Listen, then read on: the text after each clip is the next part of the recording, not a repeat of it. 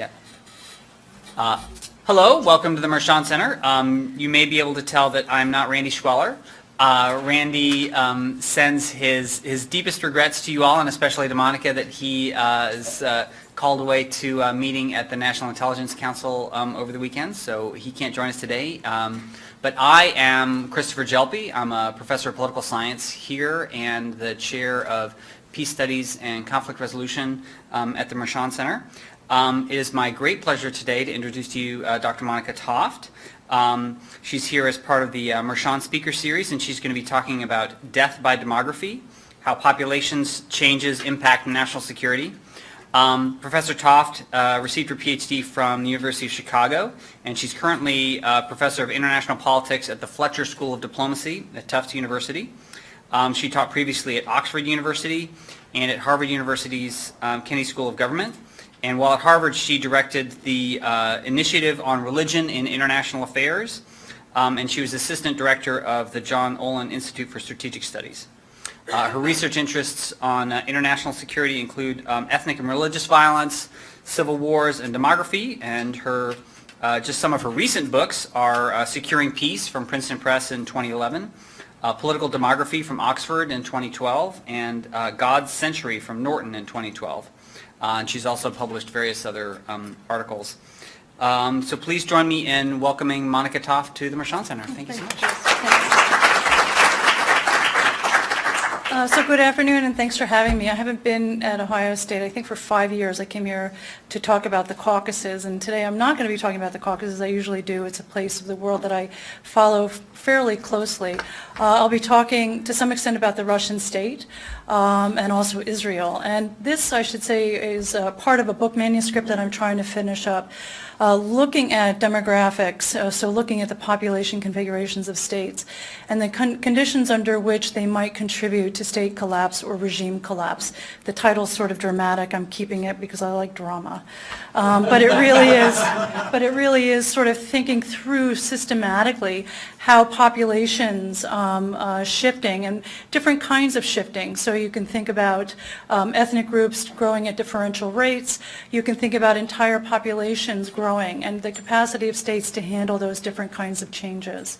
So overview of the talk, I'm going to look at the case of Israel just to give you a sense of where I'm going with this, and writing a case study on the state of Israel, contemporary Israel.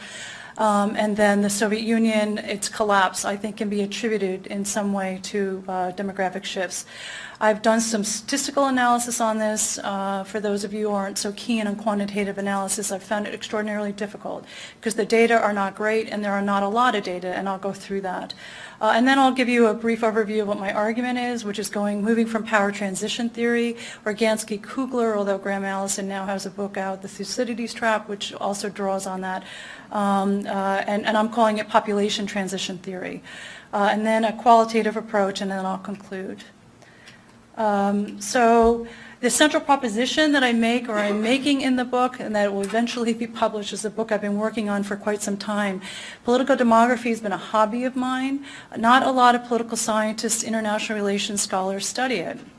And I think few are going to, so long as the field really demands direct causal arguments, which it does, and that's our job to try to prevent direct causal arguments. But as you'll see as we get into this, when you work with factors such as these structural factors that societies and states face, it's hard to make direct causal arguments. I feel like as a senior person now in the field, I can afford to do this, and I think it's extraordinarily important to do it. The United States is going through some real serious sociological, economic, and political changes, and I think they're due to some longer-term demographic changes that the country is facing, and we've missed it as analysts. Similarly, I lived through Britain and Brexit, and if you talk to people who voted for Brexit, two issues really, or three issues if you want to draw one out, but it was really about the character of the nation. What is a Briton? Right? And two key factors related to that was immigration. Are we going to be able to control who lives within our borders? And the EU is not allowing us to do that. And secondarily, not as much related to demography, was that they felt as if being governed through the EU was undemocratic. So if you talk to Brexiteers, those are sort of the three reasons why that rise predominantly, two of which are demographic. And I think this factor has been ignored by academics for too long. And policymakers are attracted to it, but they don't know what to do about it. So I'm trying to make some headway and some progress toward it. And again, like I said, it's because academics tend to favor direct causal arguments, and I think also they prefer quantitative analysis. And I've come to the conclusion, even though I do statistics, and I sometimes do pretty sophisticated statistics, I'm not sure it's the best way to approach this problem. Some of you smarter graduate students might figure out a way. Teach me. And then policymakers, they tend to be focused more on immediate crises and not these longer term dynamics. They want to know why Syria collapsed yesterday, not why Syria is going to collapse in 10 years or why it might be in trouble. And they tend to lose sight of things happening over the longer term. And I think Israel is a case of that. And again, we can talk about the United States as well during Q&A. So why it's important? Well, population is usually one of the metrics that's used when people are measuring the power of states.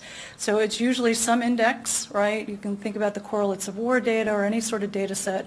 It's usually some sort of index of population by GDP, and then people mess around logging and everything else.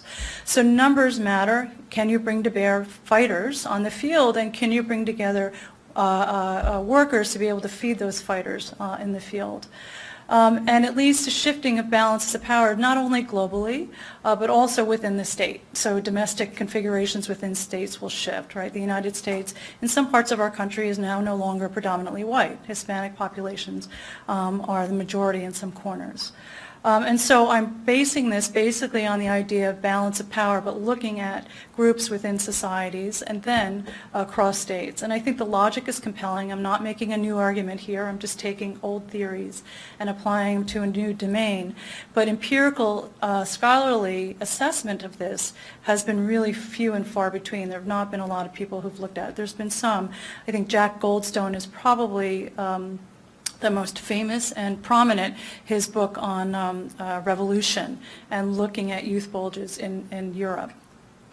If you look at the Journal of World Politics, I figured this is one of the journals that if ever there's going to be a discussion of this, and you can see that less than or fewer than 15 articles, 24 articles over the lifespan of this journal. Right, this is a journal that's been in existence since the 1940s.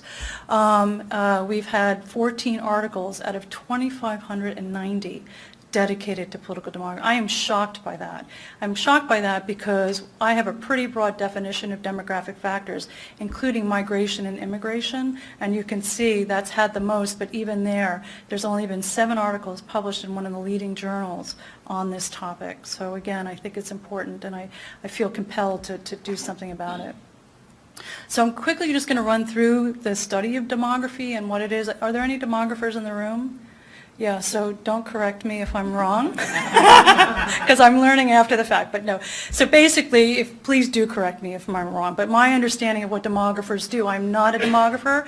I'm trained as an international relations scholar out of the University of Chicago, Realist School. John Mearsheimer and Steve Walt were on my committee, but I also had Jim Fearon and Ronald Suney, so I did comparative politics as well. So demographers tend to ask how many people of what kind and where, and then they look at the facts of change. So they're really just sort of trying to isolate and locate where populations are, and there are different kinds of populations. Then they want to know, how did the change come about? Was it natural or was it man-made? And then why does it matter? What are the consequences of that change? But they tend not to look at the politics or economics of it, although some do. They're just looking at it in terms of the population itself. And so a normal population pyramid, when we think traditionally, classically, it's a true pyramid, right? So you've got a very big young population, and then it narrows as people get older, right? So Nigeria today, this is from 2014, it hasn't changed dramatically. It's a beautiful population period. You've got lots of youth who are going to be able to support those who are getting older, right? Who are no longer in the workforce after their 60s, 70s. And I think actually we're moving into the 70s and 80s with better health care and a better health care delivery. But in any event, that is a normal population pyramid. If you look at the population pyramid of China, it's an aging society. So this is a normal one. You've got a youthful society, again, going to be able to support the older people as they move into the senior years. China, you can see that there's a real I've got it. So there's a real, this is the Chinese Revolution, the Cultural Revolution happening, but you can see it's a skewed population, and part of that is the one-child policy that the state implemented, which they've now reneged on, and I'm going to talk about that in a second, but this is not your traditional population pyramid that people think about. China, it has, why it's changed its population policy to allow couples now to have 2 children, is that it discovered as a state too late that it has this thing that it's been labeled the 1, 2, 4 problem, where you have one child that's responsible for 2 parents, and not only 2 parents, but 4 grandparents. And so they're realizing without a social security safety net, they need to allow the population to have more children because the population is aging disproportionately, and they don't have people, a youthful population that can come in as workers and take care of the elderly. So into the future, if you look at the broad demographics, we know that by 2050, one of the things I love as a political scientist about demography is that you can actually make projections, not predictions, but projections about what the world is going to look like. My children are, if the insurance tables are right, if they live a normal life like I have, they're going to be alive in 50 years, God hoping. But, they are, and so we can make projections about what the world's going to look like. And so demographers tend to agree that the population is going to get bigger. We're just over 7 billion. They think it's probably, if you look at the different variants, I'll show in a second, around 9 billion. But it's growing more slowly. So we are seeing fertility rates coming down, even though mortality rates are not as bad. It's shifting, so populations, generally speaking, are shifting to the east and the south. It's getting older, and it's becoming more urbanized. So you can see, moving from the first billion of the world's population to the second billion took the world 123 years. But moving from the third and fourth, fifth, sixth, it's taken much shorter, less than 20 years. And to 7 billion, it only took us 12 years, going from 6 to 7 billion. And this is showing you that the global population is shifting east and south. India, Pakistan, China, Indonesia, they are going to have the world's largest populations. It's just, they already do, China does, and India, but they're going to continue to have them. And you can see the projections out to 2100. These are the UN median projections. They have different kinds of projections. This is the median variant, that they're going to be the more dominant, and we're going to be just over 9 billion population. The other thing that's happening is we're moving from pyramids, so that Nigerian case to the Chinese case, people are now talking about barrels rather than pyramids because we're getting that fat middle, right? So you're not having as many of the youthful population, but it's being more evenly distributed across the population. So Pyramid A is that Nigerian case, and high death rates, high birth rates, and low life expectancy. So high fertility rates, women are having lots of children because they don't expect all of their children to survive. When I had 2 children, I expected mine when they were born, with low infant mortality in the United States, to survive their first year. In Pyramid B, which is most of the world is now looking like this, low death rates, people are surviving into adulthood, children are surviving infancy, lower birth rates, and longer life expectancy. Which means that most of the world is getting older. And when people think about that, they think Europe, they think Japan, but you also have to keep in mind China. China, this is why they got rid of their one-child policy, but also Africa. And I think one of the most interesting aspects of this chart is this here, where you have less developed countries. By 2040, that's not that far away. I think I'll still be alive then. You're going to have as many in the older as younger, and in the less developed world. And a question for the statesmen and policymakers in the states is, are they ready for this? Are they ready for an older population coming their way? And urbanization, right? We all know that urbanization, and you can see that we already have more urbanized population globally than non-urbanized population. And again, that has an impact on states and how they think about planning and their populations. So that's just broadly what I'm talking about, sort of these big demographic trends, and I'm looking at them within states, although I do talk about in the introduction to the book about the broad demographic factors that are interested in, globally speaking, historically speaking. So if you look at the consequences within states and how populations shift, it could be because of differential rates of fertility. So this is the number of children that a woman is expected to have over a lifetime. I was expected to have just slightly over 2. And you can think about it, it's pretty transformative. I'm a child, I had 5 siblings. My family had 6 children. And within one generation, the average across my 6 siblings is 3. So halved, right? And my daughter, who knows? We have no idea. My son, who knows how many children he'll father along the way, but probably it'll be 2 or just under 2 moving forward. Or mortality, thinking about health delivery and whether people are going to die younger because of disease. And then lastly, populations might shift because of migration, so people coming in or people leaving a place. And so again, I'm thinking about this, taking the Kugler-Ragansky argument about power transition theory, thinking about population which I'm calling POPT, which might be a little too clever. We'll see if I sustain it. So case studies, I've already done the case study of Imperial China, looking at the 4-fold increase of the population in the late 18th, early 19th century, and the inability of the imperial regime to handle it. And it led to one of the most destructive, if not the most destructive, civil war that humanity has ever witnessed in the form of the Taiping Rebellion.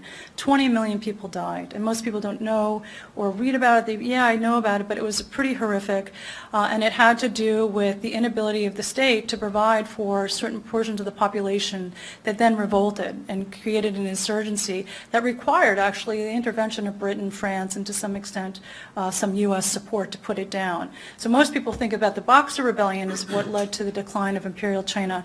I think the beginning of the end actually was the Taiping Rebellion and the direct line from what was happening in the early part of the 19th century. Second case is Syria, and most people don't realize repression breeds babies and curfews. And Syria, the state, had the inability actually to deal with a population explosion, large-scale urbanization, and then a drought. And so again, I can't make that direct quote. What I'm doing is bringing together a variety of factors and trying to show how these population dynamics. The USSR, I think a really good case could be written that the USSR can be explained its demise in some measure because of demography, and I'll go through the case. The other case is Israel. I haven't written the case up. You're going to see a lot of data on Israel because I'm in the process of writing that case now. And then I'll do a prospective case about the United States. But I haven't done it yet. I've been thinking about it. So outline of the main arguments, so previous research, I'm just going to go through how I got here, and then how populations shift, particularly in the case of Israel, then explaining the political implications through POPT, and then my early statistical analysis, which I was not satisfied with, and then I'll conclude. So my previous research, my first book for you PhD students, the good news is your dissertation ends. The bad news is if it is your first love, it's going to stay with you forever. And I keep going back to my dissertation, which was my first book. And in that book, I looked at settlement patterns of ethnic groups. And the question that I asked in that book is, under what conditions does ethnic conflict turn violent? I didn't care how those groups formed. I said, if you have ethnic conflict in a place, when does it turn violent? And I looked at the settlement patterns of the ethnic groups to see which would be more active, which would be predated upon by the state, because sometimes it's the groups actually doing the acting, but sometimes it's the state sort of provoking the groups. I made the argument in that book, if anybody's read it, probably not, it's now older than I want to admit, but I made the argument, a good realist, that survival was about both the physical security, that's the realist argument, but also identity security, particularly for the ethnic groups, that their territoriality, where they lived, how they lived, was really critical to who they were and how they identified as an ethnic group. It matters that the Chechens live in Chechnya, and I know it's a name that was put on them or they put on that place, but their kin are buried there, their kin live there, and it really mattered. Multiple actors, so again, it's a strategic interaction. I'm looking at the engagement across them. In some cases, one has to act, another has to act, but oftentimes it's really difficult who's to blame, right? Who was the first actor? It's that strategic interaction and looking at one piece of territory. So that was my first book. So that was this book, Geography of Ethnic Violence. Then I wrote a book with Dan Philpott and Tim Shaw called God Century, and there we looked at religion and the global resurgence of religion, trying to get a handle on, was there a global resurgence? We started this research in 2000, And if there was a global resurgence, what can explain it? And it started getting me to really think about ethnicity and unpacking it, because for us who were working on ethnic conflict in the early days, we treated ethnicity as a lumpy concept. You have to start somewhere. But it turns out it's really important to differentiate and disaggregate ethnicity into different types. And what I mean by that is linguistic, religious, racial. And so I've been doing that actually a lot. Yuri Zhukov and I got a piece in APSR, and we were really trying to figure out, does it matter if a state is facing an Islamist fighter or a nationalist fighter? And it got me thinking, okay, let's be a little bit more sophisticated here in how different identities might motivate different groups, and then how the state responds. And so that book was really important. And then I put out an edited volume with Jack, who is one of the leaders in this field. His work is excellent. Eric Kaufman, who is a colleague of mine who teaches at Birkbeck College, and I, a political demography, which is just a series of essays, trying to sort of mark the territory and say, this is really important stuff. And as part of it, we started the Political Demography and Political Geography section of International Studies Association, because we just thought it was important for students to feel compelled to come into this area. And then lastly, I published a couple of articles, not in the top tier journals. It's hard to get this stuff, so if you are a graduate student, wait a little bit. It's hard to get this stuff published because, again, the methods are difficult and they're not, always easy to apply, and people don't buy it. They usually don't buy the argument. The methods are a little bit easier. But in any event, 2 articles. International Interactions is better than this one. I'm on the board here, so I thought I should publish something in there. But in any event, it's a great journal. Scott Gates runs it out of Prio. But in any event, so 2 articles have been really part of the thinking here. So if you think about Israel, again, one land, but very different interpretations of where that land begins and ends for the different groups. So where does Palestine begin and end? Where does Israel begin and end? And you can see there's different interpretations across time and also, across space, but then also across time. Right? Where does Jewish land, Israeli land begin and end? And this is really important because from my first book, what I learned is that nationalists and ethnic groups usually go back to that really golden moment, that liminal point where they were the biggest and most expansive, and they say, that's what we need back. And the masters of this are the Hungarians. The Hungarians always go back to the map where they had the most occupied, the control over the most land, and they put that map out. So it's really important to go back and look, okay, where do they see? And today, the case that comes to mind most often, although it's being stripped as we speak, is ISIS, right? And ISIS is going back to where Muslims had been most dominant, and that's how they're drawing their map. So the distribution of groups and where the beginning of that land, their land begins and ends. There's differences of differences of opinion across both space and then, of course, time. So one of the limitations in my early work was that I already told you that I took ethnic groups, ethnic conflict as given. I also took settlement patterns as given. I didn't investigate when does a group become a majority and how, right? It turns out that a concentrated majority is much more likely to witness violence than a non-concentrated ethnic. And it turns out that urbanized ethnic groups tend not to revolt. They pack up their bags and actually they move on. So there was a big concern during the Soviet collapse that ethnic Russians in Kazakhstan in particular were going to revolt and sort of be a fifth column for Moscow, but they didn't actually. They moved. They went back to Russia, even though they had been settled in that part of Kazakhstan for decades.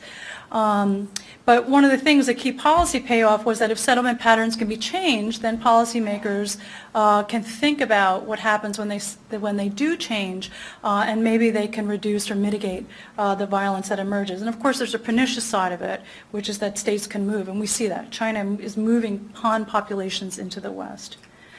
So how populations shift, I've already mentioned births, so you can look at natural growth, so this is births and deaths.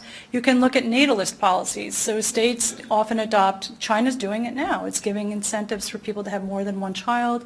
Russia has recovered, so after the Soviet Union collapsed, their birth rates declined, but then the economy started recovering and women started having more children, and the government sort of helped along by giving more incentives, state incentives. Iran, one of the most rapid decline in populations under the revolution, by the way, under the Islamic regime, infertility. They're now under 2. In order to replace yourself as a couple, you need to have at least 2.1 babies on average in a society, because you have to replace each other plus a little bit more. And many countries in the world are underneath that fertility, that 2.1 replacement. Deaths is also how population shift, and then lastly, I've already mentioned migration and immigration. So migration within a state and immigration across borders. All right, so the case of Israel, if you look at the number of Israeli citizens across time, so this is from 1950 to 2016, you can see that the Jewish population is still dominant, right? And this is within Israel itself. I'm not including the Palestinian territories. And then you can see that the Arab population is substantially smaller, right? I can't read those lines. Can you Okay, explain? so this is the Jewish population, right? The gray is Jewish population, so it's up just over 6 million, and then this one is the Arab population, and it's just over, just under 2 million, and then other is neither Arab, neither Jewish population, and then this is the total population of Israel, and right now it stands just under 9 million, 8.5 million. And if you look at proportions, you can see that the Jewish population, that's the dark line, is, well over, the majority, it's 82%, 83% of the population, and the Arab population is just under 20, 21, 22%. And this is within Israel proper. So Israeli Jews have a solid majority in this country. The issue is when you start adding in the Palestinian territories, which is why Israel got into trouble after the 1967 war, because they had to absorb a large non-Jewish citizen population in the form of Arabs. And this is showing you what happened. So here, and this is showing you that the number of Jews and Arabs across. So this line again is Jewish citizen. This line is the Palestinian territories, and then this is the Arab citizens of Israel. So these are people who are non-Jewish but have citizenship. And you can see that it starts to diminish. And then here, was a big concern because if you include the Palestinian territories, they're at parity. And if there's one thing that Israeli Jews agree upon, they want 2 things. They want a Jewish majority, and they want a Jewish majority, and they want democracy. And the problem is that when you have this crossing over, the question is can they grant citizenship and ensure that Jewish majority? And so that's been the real tension. And this is why there's the one-state solution, the two-state solution because when you start incorporating and thinking about the Palestinian territories, it'll be a lot harder to retain that, you won't be able to maintain the Jewish majority. And then if you can't do that, can you maintain a democracy in the country? And here you can see the total fertility rate. So again, this is one of the drivers of the size of a population is how many babies are women having on average? And you can see, again, this line is the Jewish citizens of Israel. They're having 3 children on average. So each woman is expected over the course of her lifetime to have 3 children on average. The blue line is Arab citizens of Israel. They're converging. And 10 years ago when I started this research, before the Second Intifada, I wrote a paper saying, the Arab Israelis and the Jewish, they need to align, the secular Jews or the secular Israelis, because they actually want the same things. Their fertility rates are coming down. They're having fewer children. They want a democracy. They want an accountable government. But then the Second Intifada happened, and it's going to be a lot more difficult, which is why we are where we are today. And then you can see the Palestinian territories. In 1960, they were up and having on average 7 to 8 children, and now it's dropped down to just over 4. So they're having substantially more children. And those fertility rates have come down. But as long as sort of the occupation happens, those fertility rates are likely to stay up because Palestinian women tend to get married younger. And if we know anything, the younger you get married, the more likely you're going to have children earlier. And then, so that's across Israel. Now, if you look within the Jewish community, you can see, and this is one of the things, so that in an early paper I talked about Israel's two-front demographic war. I told you dramatic titles, but I do think they're facing a two-front demographic war because it's not only the Arab population, right, the Palestinian population in particular are having substantially more children, but the ultra-Orthodox population. And this keeps going here. So here, you can see here, so this is Arabs again, and this is Jews. You've just seen that number. But if you look at the Haredi Jews, the ultra-Orthodox, they're having on average between 6 and 7 children. And so the Haredi are an interesting group because they tend not to serve in the military, and the men tend not to work. And I'll show you some data. And so there's real questions about what they mean for the state of Israel as the state of Israel moves forward in the coming years. So these are projections. Again, they're not predictions, they're projections. We know this. These children have been born. You can see that almost 1 in 4, 1 in 5 children under the age of 17 by 2025 is going to be a Haredi ultra-Orthodox.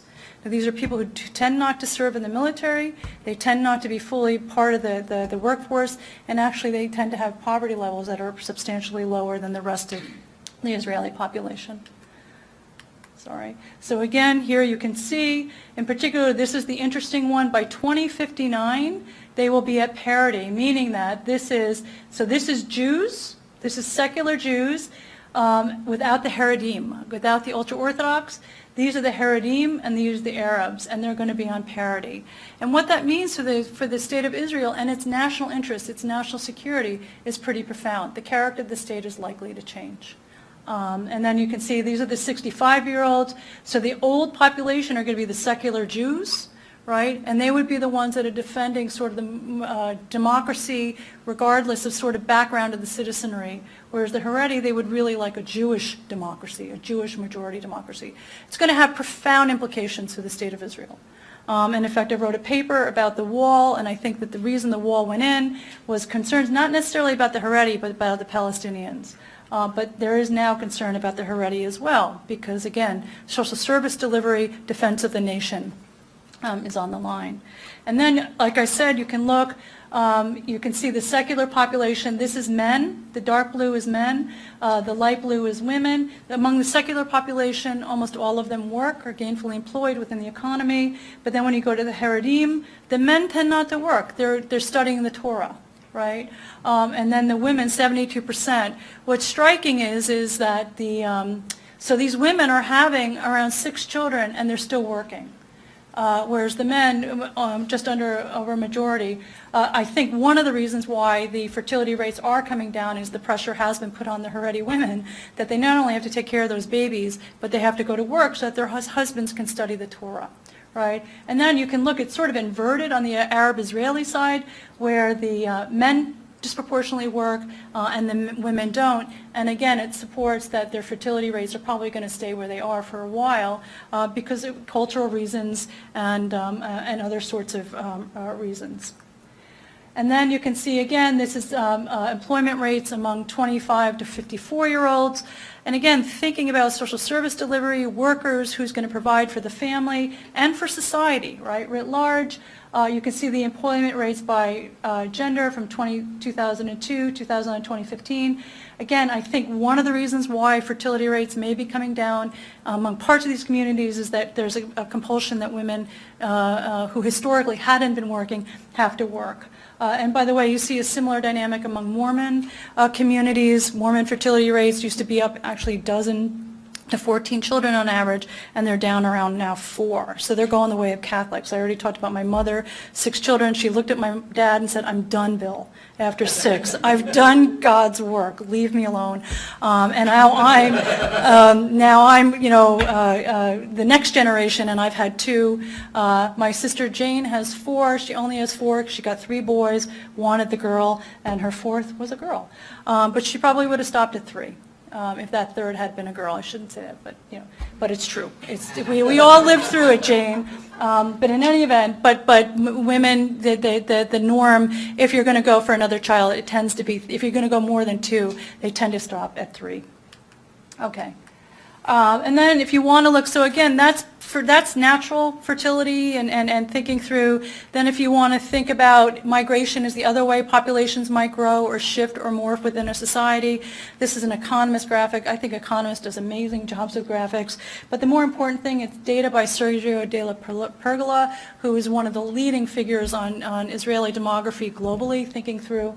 And you can just see that the United States is the largest holder or most Jews that live outside of Israel live in the United States, and then they sort of reached parity with Israel, and then other countries declined. There was I'll show you some data. There was some movement, and actually we're seeing a little bit more movement of Europeans and Brazilians back to Israel, but the big chunk of Israeli Jews that could move to Israel are Americans, and given that the United States, although we'll see, is healthy economically, we are healthy economically, we can say that, but they're unlikely to move to Israel because many people, they don't move just for, more often than not, they're moving for economic reasons. But in any event, there's not a lot of population movement possibilities left for the state of Israel. I'll show you in a second. If you looked in the early days from 1948 to 1960, migration to Israel as a proportion of total population growth, from 48 to 60, that was the reason. So after World War II, people were moving to Israel. And that's how you got, but then it dropped off, and now it's sort of normalized out. Where only 10 to 12% of the population growth in the country is due to migration.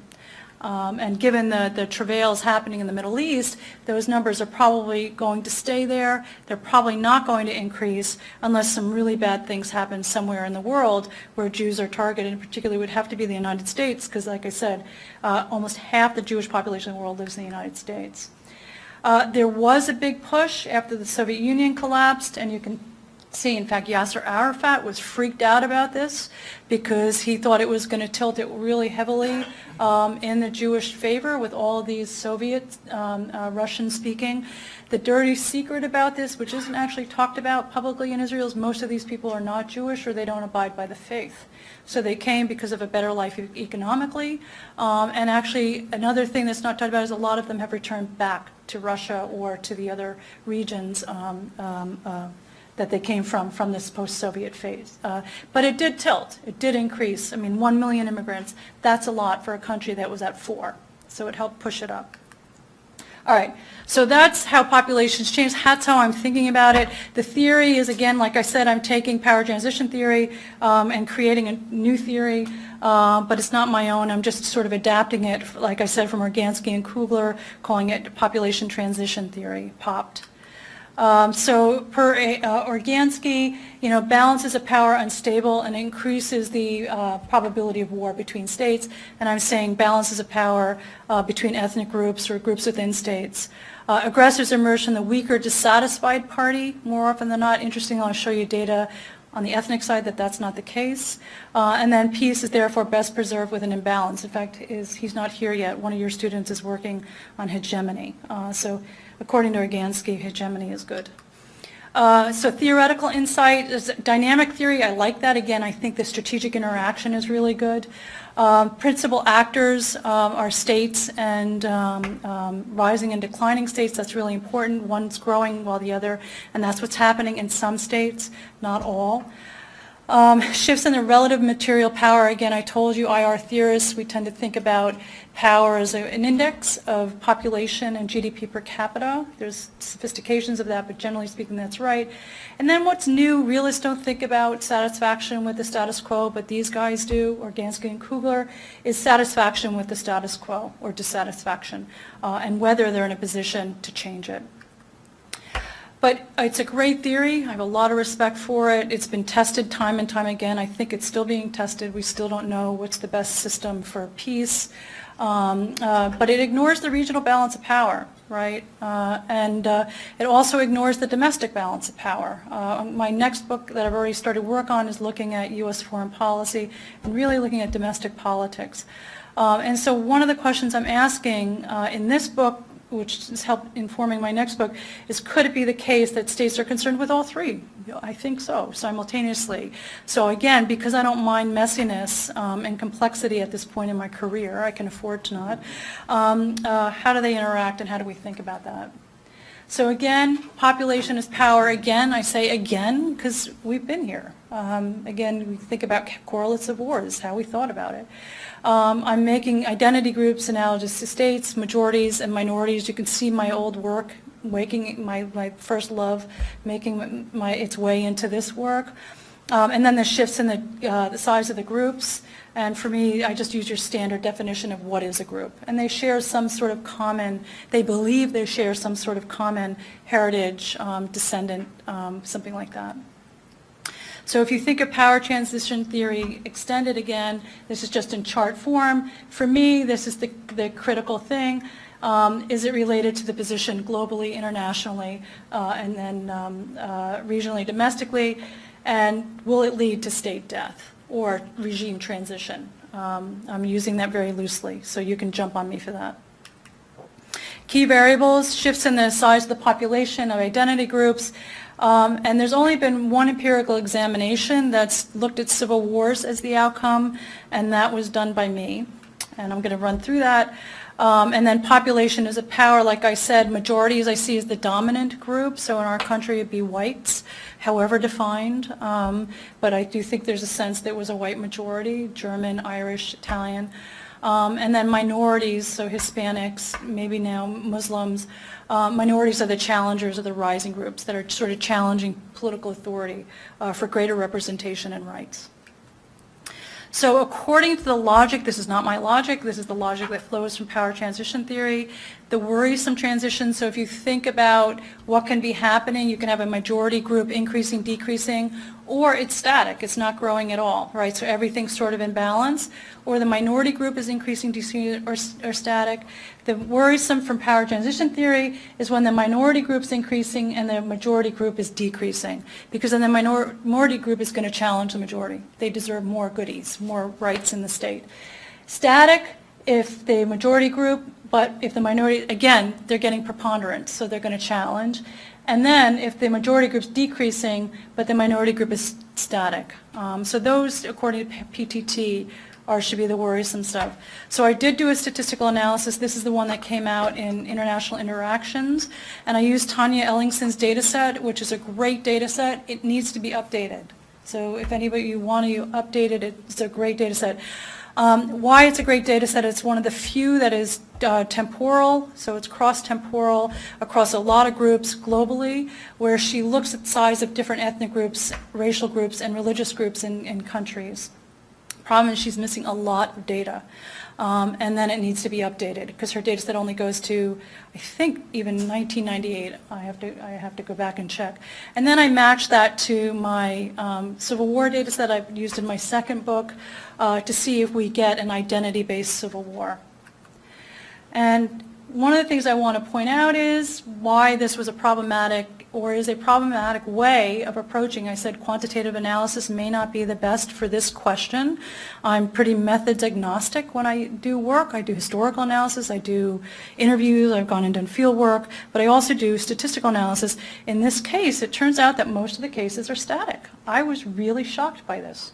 74% of the cases, you don't have, the populations are growing or staying the same, right, at the same rate, right, which I was really struck by. That's really important. But what it means is, as scholars, as an analyst, I have few cases to work with. A lot of my cells ended up being empty. I did the best I could with the statistical analysis, but that, first of all, that was really interesting. I think this is very important because it does have political implications. It means there's probably not a lot of discrimination happening developmentally across states if they're all growing at the same rate, right? But from an analytical point of view, it limited what I could do statistically, but I still did it anyway. And what I found, if you look at the statistical significance, the ones, first of all, you can see that the data are there's not a lot of cases, the outputs weren't great, but the ones where you got some movement was when the majority was increasing and the minority is decreasing. So what that tells you is the majority is beating up on the little guy. And so if you think about Israel, this is what's happening. You can think about the United States to some extent. If you believe right now that we're in a period where whites are sort of beating up on minorities, that's what's happening. The other one was when the majority was decreasing. So this is the one that PTT predicted. It didn't predict this one. This one was correct. And then this one, again, we could come up with a different logic, but PTT didn't predict that.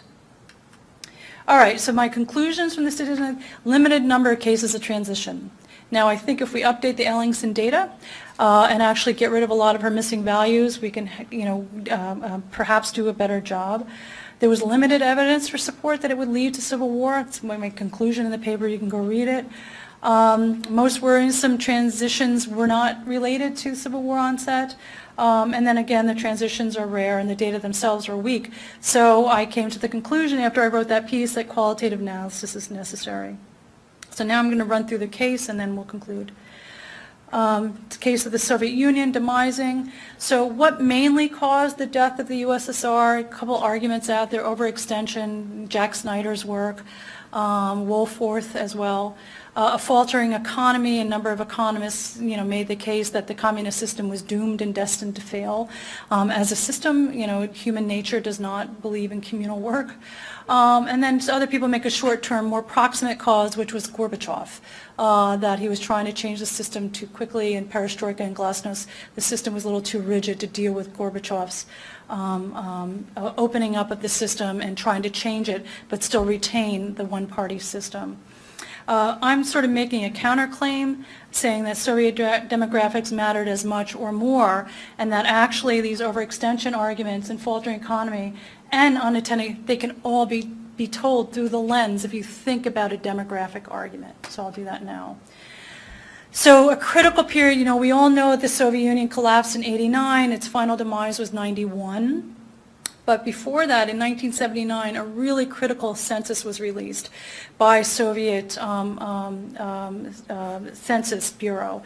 And what it showed was that the Muslim populations in the stans, so Kazakhstan, Tajikistan, Uzbekistan, Kyrgyzstan, and Turkmenistan, in those republics, the Muslim population was far outbirthing the non-Muslim populations, and in particular the Slavic populations. Moreover, there was a real crisis among Slavic males. And if you know anything about the Soviet system, the Slavic male, the Slavic man, were seen as the backbone of the Soviet system, the Soviet Empire. And they were seen as the soldiers and the workers for this system. And so when the census came out, they actually did not publish the results for years, because they were concerned, because they were nervous that the stans, if they saw the numbers, they would demand more rights, more political rights from the system. We've got more numbers, right? We have a right to have greater representation. We're tired of Russians, Belarusians, Ukrainians, the Slavic population sort of being dominant. From the state planning perspective, they were really concerned because they were afraid that they weren't going to have soldiers that were loyal, that they could field, and that they were going to have the workers they need, the skilled workers, in order to run the economy. Because remember, they're on fixed plans and 5-year plans. And at the same time, 1979 was an extraordinarily profound year. Two things happened. First of all, the census, but second was the Afghan Revolution, with the Soviets going in there, and the Islamist revolution in Iran. So domestically, they're watching what they see sort of as the rise of the Muslim man, and the decline and demise of the Slavic man due to drinking. And it's, by the way, Russian men still have, they still die at a disproportionate rate and younger because of alcoholism and alcoholism-related diseases and accidents. And they were witnessing the collapse of communism in Afghanistan and the rise of an Islamist. We had never seen a theocratic state come into being. And by the way, it had been, they thought could potentially be an ally to the Soviet Union. So it really threatened, not only domestically, but regionally and internationally. So if you look at the average annual growth rates of USSR nationalities from 1959 to 1979, the stans are at the top, So the Uzbeks, the Turkmen, the Tajiks, Kyrgyz, and Kazakhs, and then the Azeris, who are also, so Azerbaijan, they're also Muslim populations, and you can see that their rates of growth far outstrip those of the Russians, Ukrainians, Moldovans, Belarusians. Tatars are Muslims, and then you've got the Poles, Estonian, Latvians. These are the Baltic states. And there was real concern that the population, so there was population growth happening, but it was really happening in those stans. And if you look at the location, there is sort of, the Slavic populations and Russian populations really are sort of located, although you can see moving into the stans. And by the way, some of these Slavic populations have been there, like I said, for generations. I mean, you have to remember, this was Imperial Russia, and they were sending out. But there was real concern that this part of the country was becoming more and more stronger and stronger, and was going to somehow be a threat to sort of the more Slavic population over here. So these are the Reds of the Slavic peoples.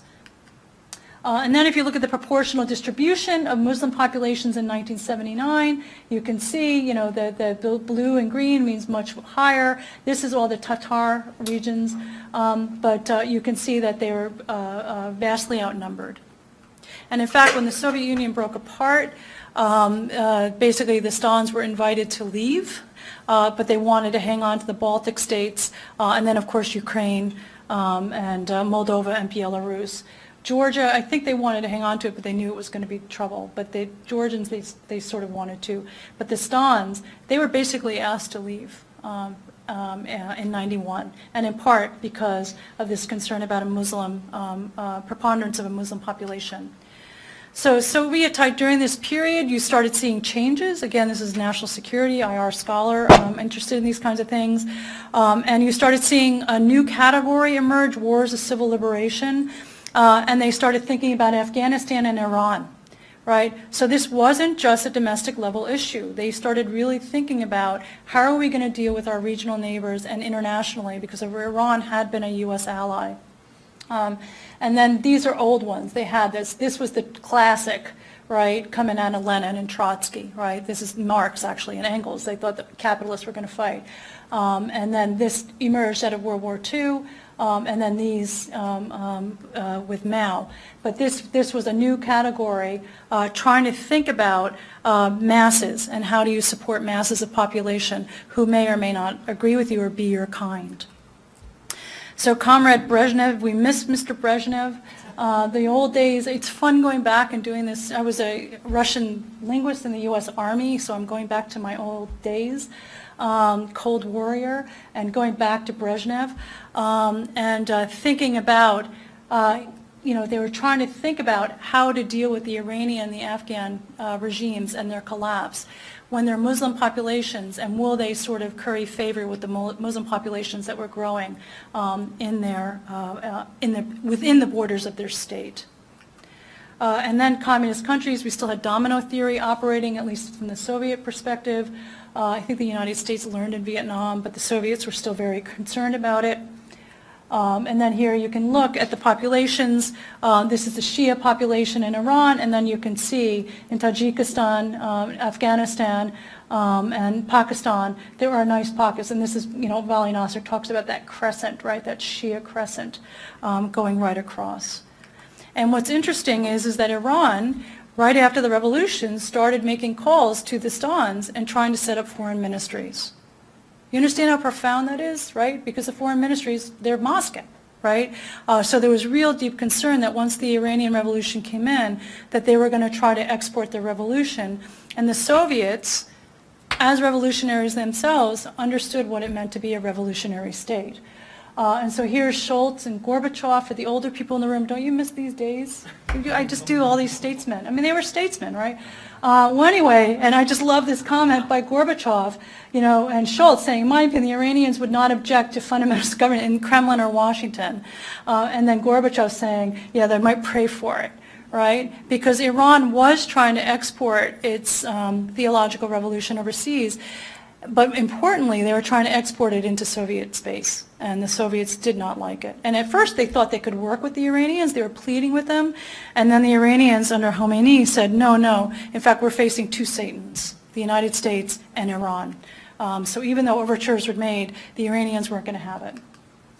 So in line with population transition theory, POPT, I think Soviet planners, if you look at this period from the 70s into the 80s, they were not only concerned about the global balance of power fighting the United States, Reagan, right, Star Wars, remember Star Wars, right, the global balance of power, right, making sure that they stayed dominant, but also the regional and, of course, the domestic. And the domestic concerns were fed through these, through the religious identity. And what's paradoxical, of course, is the Soviet Union set itself up as an atheistic state. Unlike, and there was an exception during World War II where Stalin revived it after his breakdown because he realized that he could mobilize the population to orthodoxy, Christian orthodoxy, but then after that they spent a lot of time trying to kill religion until it sort of bit them here. So the key implications, I think that demography is key to understanding the demise of a superpower, and I think in this case there's a pretty compelling argument to be made, and I think the domestic, regional, international all feed into one another, and then just as communism was transnational and the Soviets understood that, there was Comintern, Communist International, right? They understood about Islam, and once they realized that Iran was committed to an Islamic theocratic revolution, that threatened them because it meant that ideas were going to be exported across the border into their country. So I think this is a promising line of research for you graduate students, but talk to your supervisors because, again, it's a risky one. There's limited empirical analysis. I think there's a lot of compelling logics out there and different kinds of arguments. But I think data collection, like I said, the Tanya Ellingson data can be improved. I might do it sometime. But I also think even if you get really good statistical data, I think you do need to understand the history of the countries that you're studying, the culture, conceptions of nation, conceptions of power, in order to do a good job on these sorts of questions. So I'm going to end it there. Thanks.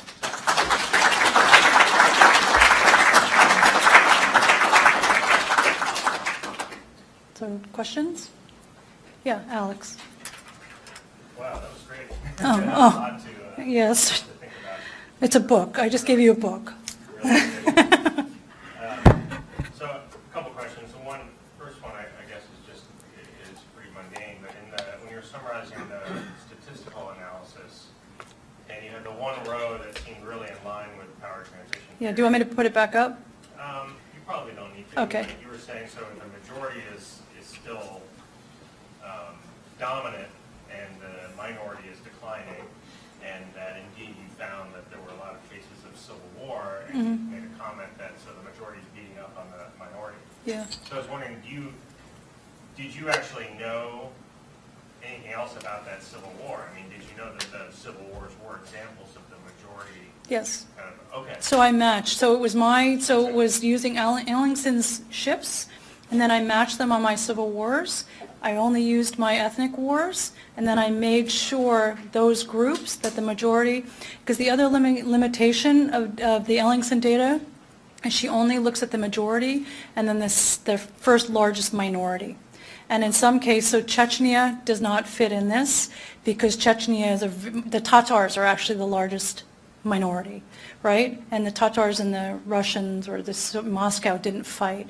So yes, I matched up to make sure that if it was a majority-minority interaction, that was what we were witnessing in the Civil War that was coded, right? So yeah, so that's another limitation because Ellingson doesn't go, she only has two groups across time for those states, whereas it might be a different group that's not, it might be the second minority, third minority, or in the case of the Chechens, the 15th minority within the state. So it limits the statistical analysis. But yes, indeed, it was those cases. I have one more question. Sure. People don't mind. So you were talking about the sort of dependent variables being state debt, which then you also said could include sort of regime transitions. Yeah. But then by the end of the talk, it seemed like you were mainly interested in the impact of these demographic changes on state power, right? So how do you see the relationship between sort of state death, regime transitions, and then state power? Are you assuming that that's always going to undermine state power? I think it's going to, well, in fact, I was talking to one of you about this. So right now, my dependent variable is fuzzy, and I'm leaving it fuzzy, and I'm working through the cases. So I'm going to be working somewhat inductively. And one thing I'm considering, actually, is just having multiple dependent variables and talking about pathologies. Right? So how is it that demographic transitions impact states, and what are the different pathologies, rather than choosing one dependent variable and saying, I have a theory, right? And proving and having concrete hypotheses that I'm going to confirm or disconfirm with different kinds of evidence. Because, first of all, state death is really rare. Tanisha Fazal and others have shown us that. It does happen. It's happened less and less now. But also, I'm actually really interested in these pathologies because one of the critical factors is the state resilience and can it adapt. So the state of Israel has already been adapting, right, even as I'm studying it. They've reduced the threshold, or they've actually raised the threshold for parties to be part of the government since I wrote my first article, right? It used to be lower, that you needed 2%, and I think now you need 3%. And why they're doing that is they want to limit the power of the religious parties. And so I want to be able to go after those dynamics. So how I'm thinking about it, Alex, is I'm willing to allow myself maybe popped the theory about demographic transitions and talk about different kinds of transitions, and then different kinds of state behaviors as a result of that. And then maybe the next book is, okay, given everything I've learned here, can we create a theory with hypotheses that can sort of pull through a set of cases? That's how I'm thinking about it. So I think it's going to be a broader book than I've ever written, and it's not going to be one theory but a set of case histories of pathologies with statistics in there, trying to get a sense of more concrete dynamics, but not necessarily X to Y. It might be X's, different kinds of demographic changes to different kinds of Ys, but all involving populations here and shifts, and all involving states and how states are adapting. Because I think in some of these cases, for some states, these shifts are going to be catastrophes. I think that's what happened to Imperial China, whereas for other states it'll be crises. Right, and I think that's what's happening in Israel. The United States, I don't know. It's going to be a prospective state, saying, given what we've learned through these different pathologies, what can we say about the United States in the next 20, 30 years? That'll be the conclusion chapter.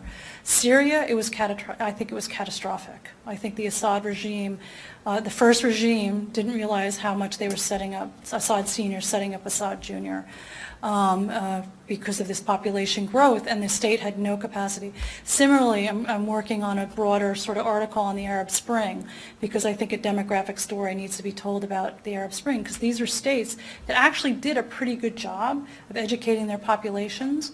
Where they fell short was providing the next step of fully fledged employment so that they could get married and the citizens could get married and move on to their next life. And so I've been collecting data on sociological data, and it's really striking. Like Libya, the average man used to get married at 26 in Libya. He now gets married at 32. That's astonishing. I mean, really. And because it means that they can't move into their next phase of their life because they don't have the income to pay half a wedding. Well, actually, the bride pays the wedding, but to pay for half an apartment and pay the dowry. So it's going to be sort of a book that looks holistically. But I think this power transition theory it absolutely is playing a big role, and it will continue to play a big role. So yeah, I'll go to Chris. Great talk. Thank you very much. One of the key variables in power transition theory that you referenced as you're summarizing it is dissatisfaction with the status quo. But as I was listening to your transformation of power transition theory to Toft, which I like, the sort of dissatisfaction with the status quo seemed to fall away from the discussion. And I'm wondering if it might be helpful for you to bring it back in terms of thinking about which of these demographic transitions are likely to be dangerous and why, right? Because I think you could think about dissatisfaction with the status quo across ethnic groups as well. For example, like Steve Wilkinson at Yale, I think, has a measure of ethnic bias in political representation in states. You could look at something like that, because like you mentioned in the Soviet, the collapse of the Soviet Union case, that the stands were invited to leave, right? But the Baltics were not. Well, so why is this, and does that have something to do with the way in which those different ethnic groups are viewed vis-a-vis the Russians? That it's less threatening to have these other populations that are more European or and so on. Or similarly in the United States, right, we've had some demographic transitions that created more upheavals than others. So like you talked about a white majority in America, but even the concept of like who's white in America has changed over time. Irish people didn't used to be white, and yet they were sort of absorbed into white in a way that say Latinos have not been, even though Latinos are racially white. So and maybe that has to do with this sort of some level of ethnic bias in representation in the country that creates some grievance or dissatisfaction with the status quo, or if there might be some way to bring sort of ethnic grievance into the model. Yeah. No, I think that's absolutely right. So within the case studies I do, because you have more space and I can explore it. Two things about the Baltics and so in the case studies I can bring in that dissatisfaction, and it's both. It's the majority or the dominant group, and then the group that they're or groups that they're targeting. And you can talk about their degrees of satisfaction and dissatisfaction. Look, the Muslim populations were totally happy staying part of the Soviet Union. A lot of federal money was going their way, and they didn't want to leave. If you go back and you read the history, Kexley has a really nice article about the timing of the revolution, right? Or the movements in 1989 to 91, and the republics and how they were making the case that they should be independent or not. Not every republic wanted to be independent. So two things were operating when you look back at it. So first is you want to look at both sides and who's dissatisfied and why. And in the case, and I've presented this work in Russia and in Moscow. In fact, one of the Soviet demographers who worked on this, he was a Soviet demographer, now he's a Russian demographer, said, yeah, we were really concerned. And you can go and read the Politburo, right, debates. At the highest level, they're talking about what do we do? So one thing that was operating is the economy, right? They understood that the United States was outperforming them. The economy was stalemating. Brezhnev was, that was the era of stagnation that led to, if you remember, there was Andropov. And Andropov was supposed to bring, after Brezhnev died, and he was supposed to be the great innovator and bring this economy back. But then he died, and then we had Chernyenko, and then we ended up getting Gorbachev quite quickly after that. And Gorbachev was actually a very humane person. He was a lawyer by training and all of that, and he moved a little bit too quickly and uncomfortably for the senior and lost the whole bowl of wax in the end. So one was they were really concerned about the continuing competition with the United States. But secondarily, and this is a hard topic to talk about, it's actually easier to talk about Russia among Russians and Slavs, is racism. That you're absolutely right. The Baltic states were seen as fellow Europeans, whereas the Stans were not. They were seen as Muslim dark men. If you are a Caucasian living in Russia, you will get your papers. Give me, dайте me your bumagi, right? Give me your papers if you're on the metro, whereas they don't do that. They wouldn't do that to you. So I think that is also part of it. And then the other thing that's really hard to crystallize, Sam Huntington could probably do it, although he'd get beat up for it. But, is this national idea of what constitutes the nation? Sam's last book, after he finished Clash of Civilizations, was a book called Who Are We? And it's about the United States, and he was dealing exactly with this question, saying, what do we do as a country, as a nation, that's changing? We're no longer the WASP ideal as if we were ever the WASP ideal. Are we going to be able to handle it as a nation? This ideal is changing.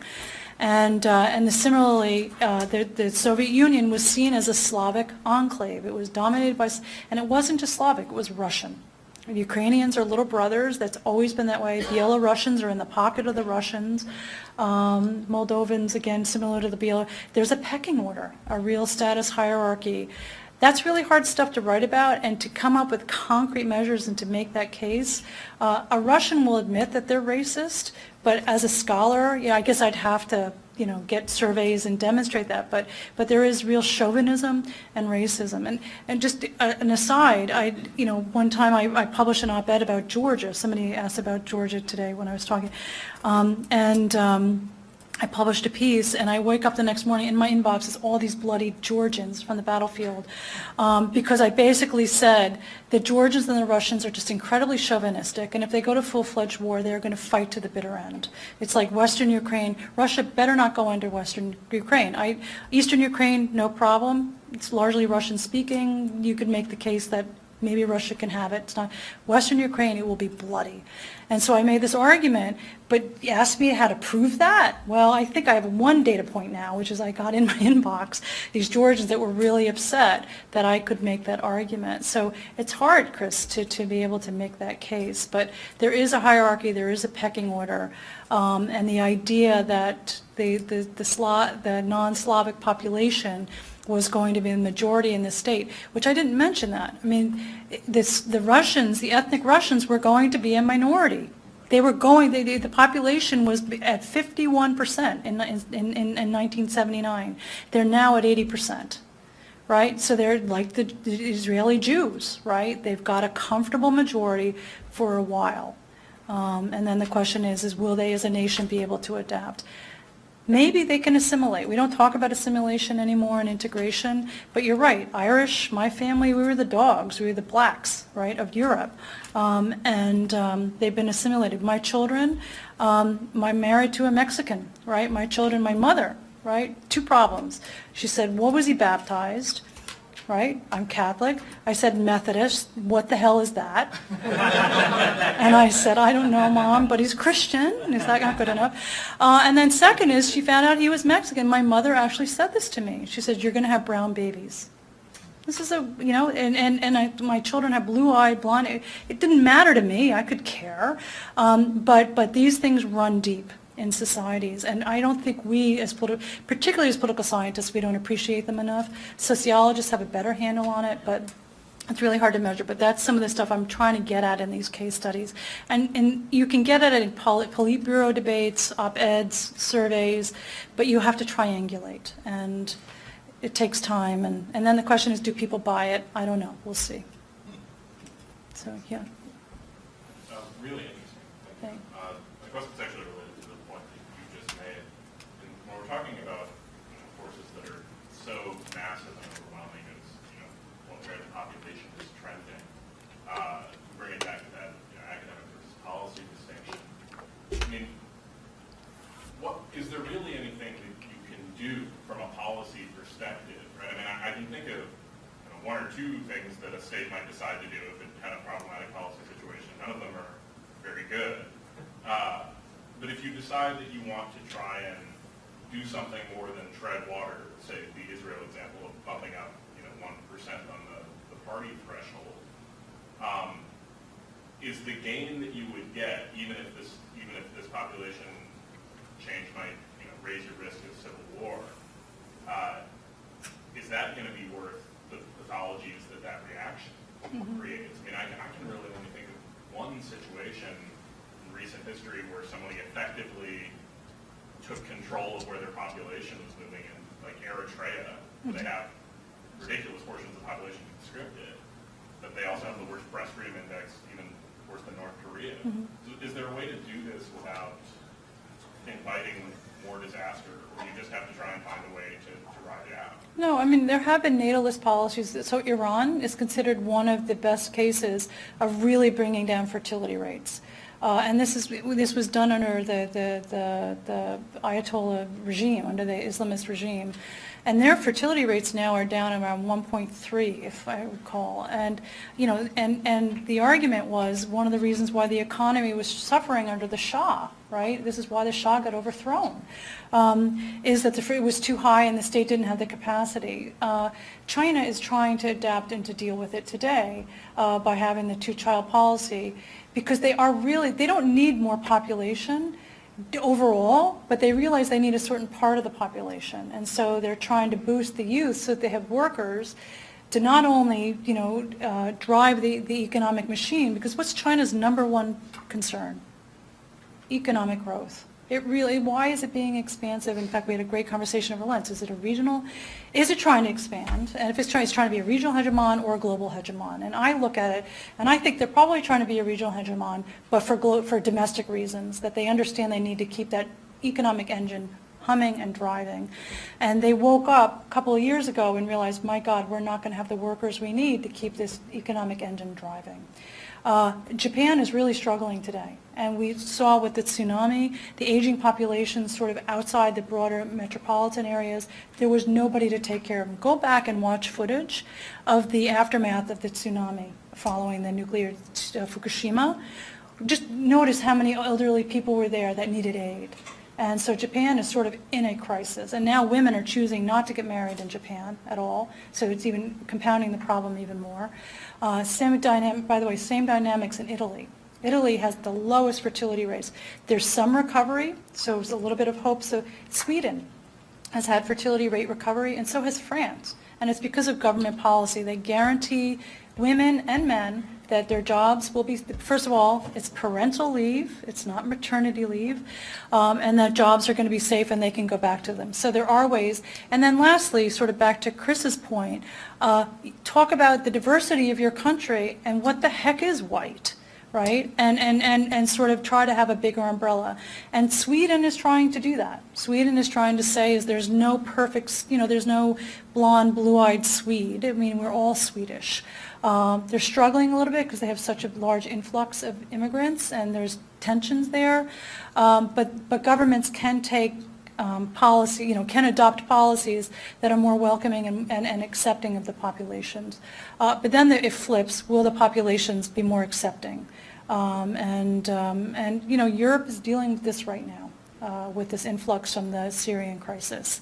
And I think it goes both ways. There are communities that haven't been integrating, but it's been harder for those communities to integrate because the state and the populations that are there, again, that majority has been resistant. And so unless there's an open conversation, it's going to be much more difficult. And you're right. I think in some ways we have a number of crises that we're going to have to witness down the road. Yeah. And maybe in the U.S. Oh, I think absolutely. Because your work screams for application to the United States. And I was wondering, I know your argument isn't fully formed yet. You said, well, I'm going to get to that. Yeah. I'd like to hear you at least try to address some of your initial ideas when we're looking at the U.S. because there are things going on now that are obviously ethnic-oriented, shall I say, particularly from Donald Trump and his tweets and all that stuff, which seems to find an audience. I mean, it's not like he's the only one thinking this way. And so, we might have our own crisis. I think we're in a crisis. I mean, I think those tweets yesterday really trying to isolate and basically what he's accusing every Muslim of being is violent, right? And then, of course, we know the backstory. We all do in this room. The backstory is that it's not even clear that there were Muslims, they were Dutch and, or Islamists for that matter. No, I agree. In fact, I just finished teaching my course on civil wars, and I have my students read Balkan Ghosts, which is a terrible book. But that's why I have my students read the book, because I say, this is how, some people see the world, and this is why the ancient hatreds argument took off in the 1990s because of publications like this, and going around and selectively talking to certain people. One of my students came back to me yesterday, we're wrapping up the semester, and he said, I'm really distressed because what we read about what was happening in former Yugoslavia, I see it happening here. Right, with the rhetoric, with the isolation, with the targeting of particular groups and targeting of minority groups. I mean, at the end of the Yugoslav war, the winners were the Croats and the Slovenes. The Slovenes sort of opened up the Pandora's box, but the Croats, and of course the losers were the Serb writ large. I mean, they lost everything basically, but the real was the Muslims, who didn't really sort of want the fight, but it was sort of brought to their doorstep. And but there was a possibility that it didn't have to go that way. Markovic was in charge, and he was challenging Milosevic, but he didn't have enough authority and power to challenge him.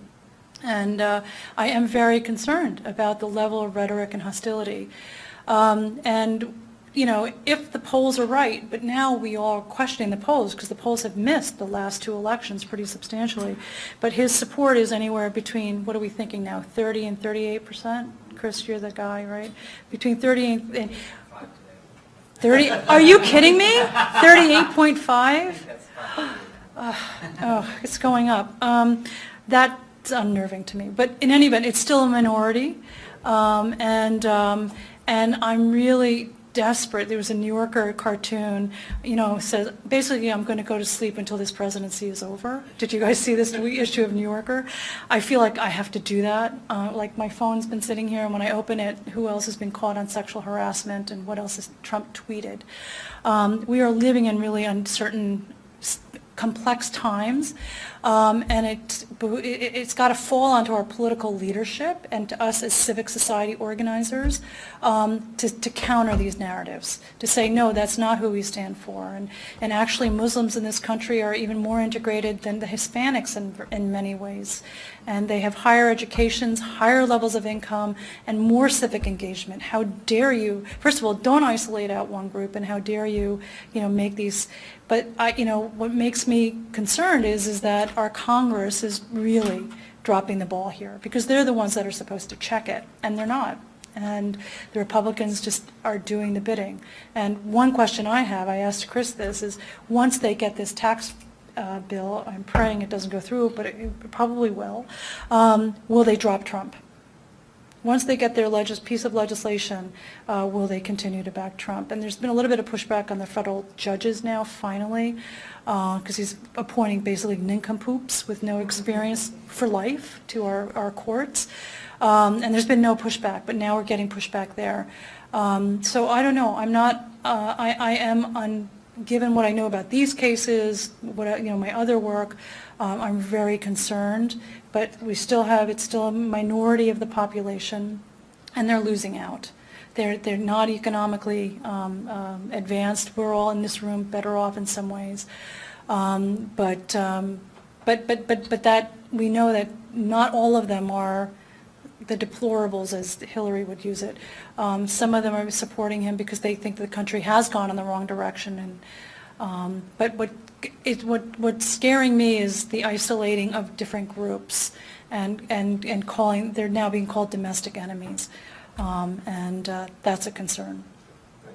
So I am going to be writing, like I said, prospectively the United States about the situation here. Both sort of this white nativism versus Hispanic versus Muslim, and one thing that can give you hope is the United States has been very assimilationist. People have become part of the big umbrella. So I guess what we're all waiting to see is, are we in an anomalous period? It's just a very tense period, and we're going to get through it, or is this going to become the norm for a generation?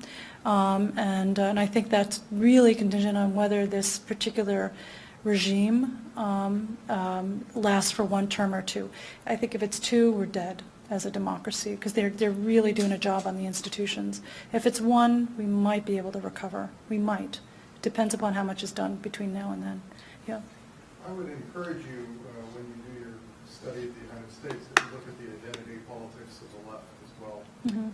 Because in some cases, the pushback from the nativist right is because the Democratic Party specifically embraced the rise of minority groups as a future majority, Mm-hmm.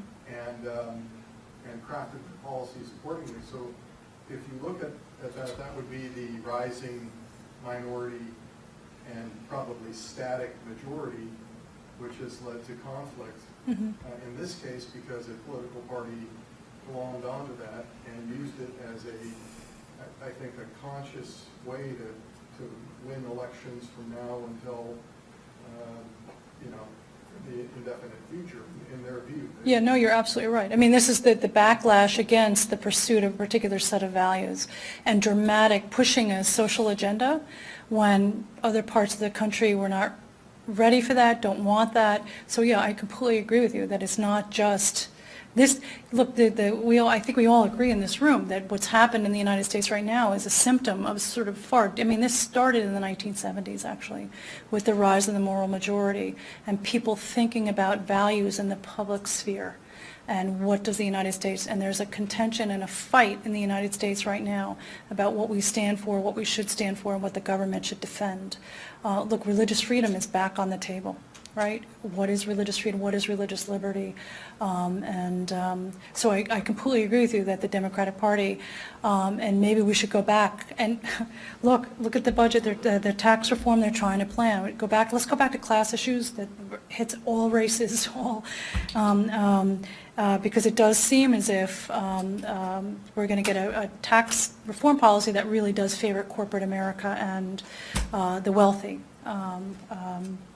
At least we can, other than the top, I think, 0.05%, the rest of us agree that it's better to take care of the 99%. And then let's fight over that, not over values per se. So should I We'll get time wrap it maybe up? for one more question if there's any last word, or otherwise, join you.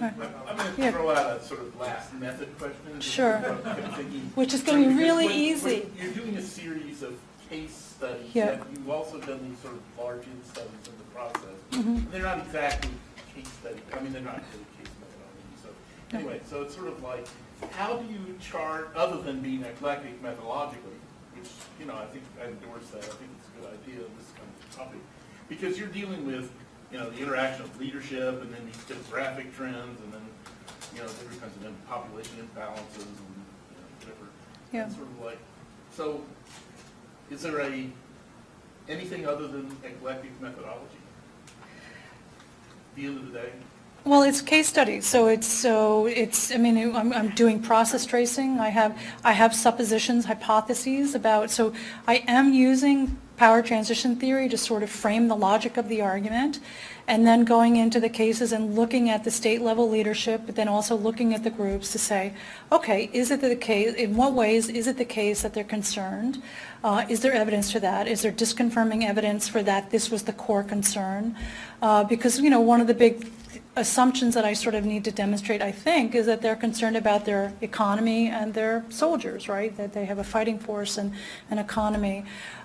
So, you think about the Alex George, Andy Bennett kind of stuff of process tracing, and just sort of sifting through the evidence, like reading these common turn debates to see how they're discussing this, and then going back and reading the Politburo debates in Kazakhstan and Turkmenistan, and it comes out, this dissatisfaction, because when Gorbachev came in, he started a major anti-corruption campaign in the Stans. So he didn't do it in the Baltic states, right? Yeah, he fired a bunch of their, and put ethnic Russians in power. Again, to me, that's evidence that they were concerned that the non-Slavs were controlling too much. And of course, one of the most corrupt republics of the entire is Georgia, and they left the place alone. Right? You know what I mean? So why are they going after the Stans, but they're not? And I think it was twofold. One is this patrimonial, patronizing system because they're Muslims and they don't know what they're doing. Wrong. And secondarily, they were concerned that they had to Gorbachev had to get that economy going so that perestroika would take off. And the problem is, there was also glasnost, so these guys were screaming about it, and everybody knew about it. So I would say the methodology is sort of your traditional historical case study design, where you're going in with a theoretical propositions. Okay, do they hold up in the case histories? Please join me in thanking. Thank you.